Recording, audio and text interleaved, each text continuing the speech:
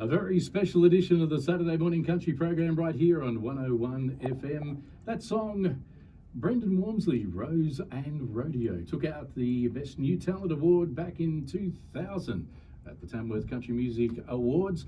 Speaking of awards, we have a very special guest as well as Tania in the studio.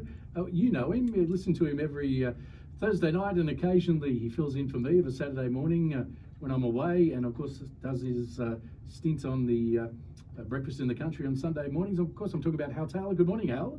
Good morning, Mal. Nice to be here, and with Tania Kernaghan as well. It's a really great thrill to be here and to meet Queen of Country, virtually.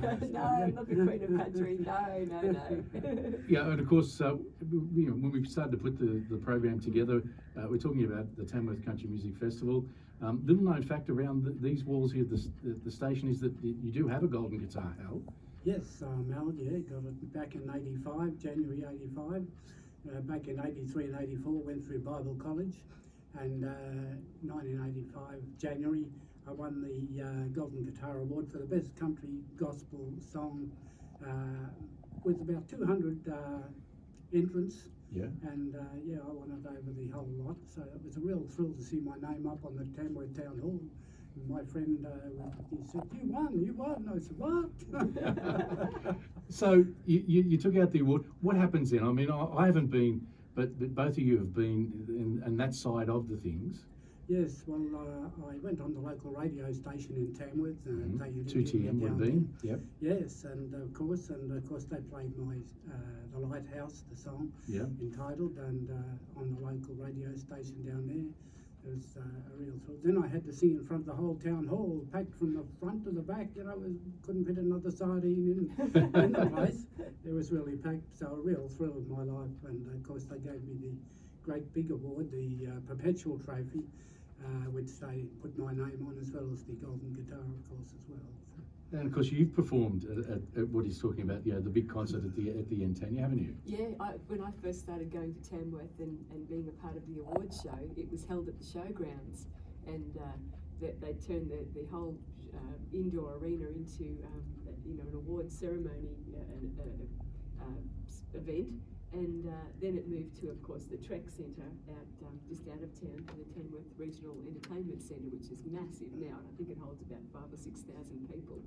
But you would know, Hal, that no matter how much you rehearse or perform in front of crowds, there's always that little bit of adrenaline rush before you walk on stage. Oh, absolutely. It is just really wonderful, to see the people and all the people that love country. There's lots of thousands of people out there love country music. There is. And gospel as well, and so it was it's just wonderful to go to Tamworth. Everybody should go at least once in their life, because it's just such a wonderful venue. Especially we might hit up the management. We might take the show to Tamworth next year. Wouldn't that be wonderful? Wouldn't it be wonderful? Yeah, on location. Any other thoughts and memories that you have of Tamworth there, Hal? Well, of course, the busking in Peel Street, the Chook Man's there, and he's got a guitar in the shape of Australia. It's actually in the map of Australia. And of course, the Birdman, you can get your picture taken with the bird, or sitting on your shoulder, parakeet or a galah or whatever. Yeah. And it'd be like two galahs if I had one on my shoulder. But it's such a wonderful people. There's such a friendliness of all the country music people, wouldn't you say, Tania?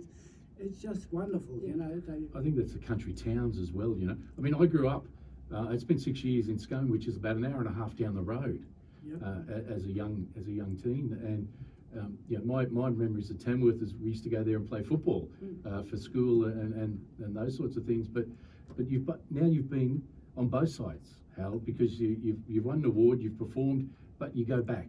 What takes you back? Oh, it's just the thrill of, like I said, the friendliness of the people. Everybody loves country, and it makes your heart bubble over, really. It does, because everyone you speak to, there's a handshake, and say, oh, how you going, or of course, if you're busking, they'll throw a few dollars in your guitar case down there, and But there's the Tin Man. Of course, you can buy any sort of belt, country music belt or shirt, whatever you want. They've got it all down the main street of Peel Street. Yeah. And, The atmosphere is amazing, down Peel Street for 10 days, isn't it? It's pretty much stalls, music wall to wall, and it's a whole different side, that side of Tamworth to what a lot of my colleagues and stablemates see, because we're backstage in clubs and venues and radio stations and different things going from gig to gig, whereas there's a whole other scene in Peel Street with what you're saying there, Hal. Of course, Joe Maguire's pub, where Slim Dusty performed. Last time I was there, the Sheik of Scrubby Creek was there, Chad Morgan. And a big shout out to Chad, because he's still doing gigs, and I think he's in his mid-80s, and he still can. I've never seen a man pull a crowd like Chad Morgan can still pull a crowd. My early days of radio, when I was at 2RE in Taree in New South Wales, did an interview with Chad Morgan. Yeah. And it was a pleasant experience, because I had never met the man, and then when you relate back to when you play his music now, and you flash back to when you've met them, the interviews and those sorts of memories, just like you guys are talking about Tamworth this morning. And you'll remember Chad as during your career and life, but there's a whole new wave of Chad Morgan fans that are 13, 12, 8-year-old kids that just sit up the front of the stage in awe of him. Yeah. So he's quite incredible. He is indeed. I always remember that song. Boy, if I could just go back and know what I know now. He's down the farmyard, and Mabel says, "Kiss me, Chad." Chad says, "I don't know how." He says, "Boy, if I could just go back and know what I know now." All right, Hal. And any final thoughts about Tamworth before we're actually going to play your Golden Guitar winning song? Of course, it was the CCMA Awards, or the Capital Country Music Awards, that I won. Is the name of it, the title. But over the years, of course, I've sung in jails, Boggle Road Jail. I sung Blue Bayou, I remember, at the Boggle Road Jail. 200 men got a standing ovation, for singing Blue Bayou, the Royals and classic. Of course, I've sung in nursing homes and concert parties and all sorts of pubs and clubs over the years with different bands. The Bandidos, namely, a fellow by the name of Rod Brandt, the Greg Harris Trio, the Temptations, and quite a few bands over the years. I think I learnt more doing the gigs with the bands than I learnt anywhere else. Birthday parties, of course, weddings, sung it the whole night. And of course, Thursday nights, people can listen to you with your good mate Neil Willis.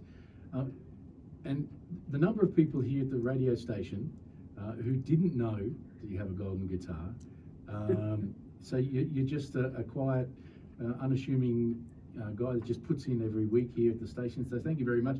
I thought it was an opportunity for our listeners to know a little bit more about you, some of the success that you've had, and thanks for sharing it with us today. Yeah, thanks, Mel, and good on you, Tania. Oh, it's great to be here. It's great to have Tania. Okay, congratulations too on your win there, and I think you'll have to get 101 down to Tamworth Country Music Festival and do it all again, fellas. Mate, that'd be good. But here's Hal Taylor, his golden guitar winning song, The Lighthouse.